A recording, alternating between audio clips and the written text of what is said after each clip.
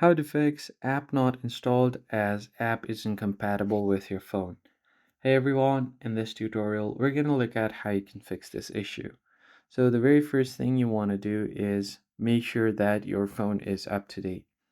Tap on the settings menu, and then from here you're going to scroll all the way to the bottom until you find software update.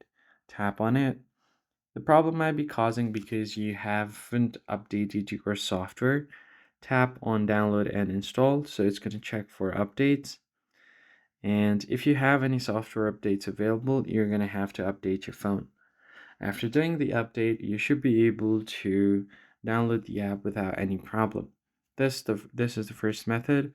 The another method you can do is go back over here and then find your app settings.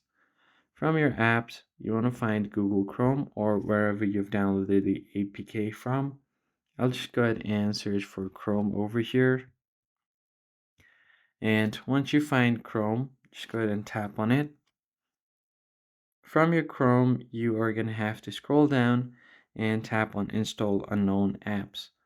Make sure this settings is toggled on and allow permission for this. Then you can go ahead and click on Permissions. Make sure all of the permissions are allowed, including the audio, photos, videos, and more.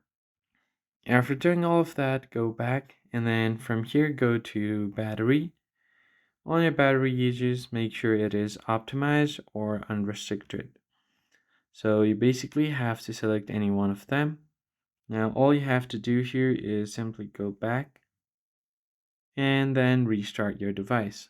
Long press on your power button, tap on the restart button, and you should be able to install the app without any problem. That's it for this video, guys. I hope this tutorial was helpful. If so, hit the like button down below, subscribe to our channel. I'll catch you guys in the next one.